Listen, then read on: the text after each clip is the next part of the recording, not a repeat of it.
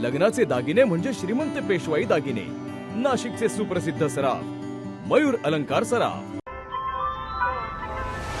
ताज्या बातम्यांसाठी नाशिक न्यूजच्या YouTube चॅनलला सबस्क्राईब करा आणि बेल आयकॉनला प्रेस करा।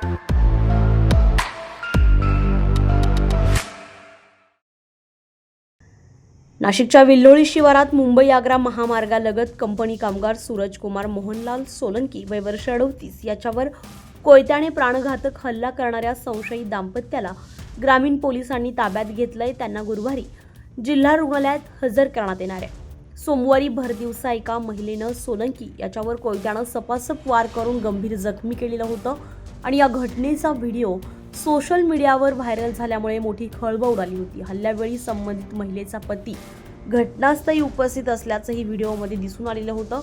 या हल्ल्यात सोलंकी गंभीर जखमी झाला असून जिल्हा रुग्णालयात त्याच्यावर उपचार सुरू आहेत। हल्ल्यानंतर दाम्पत्य दुचाकीवरून पसार झालेलं होतं।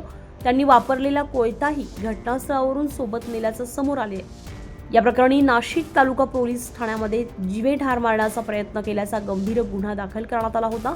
तपासादरम्यान ग्रामीण पोलिसांनी संशयित दाम्पत्याला अहिल्यानगर जिल्ह्यातील एका गावातून ताब्यात घेतलाय, तर पुढील तपास सुरू आहे। Bureau report, Nashik news, Nashik. ताज्या बातम्यांसाठी नाशिक न्यूजच्या YouTube चॅनलला सबस्क्राईब करा आणि बेल आयकॉनला प्रेस करा।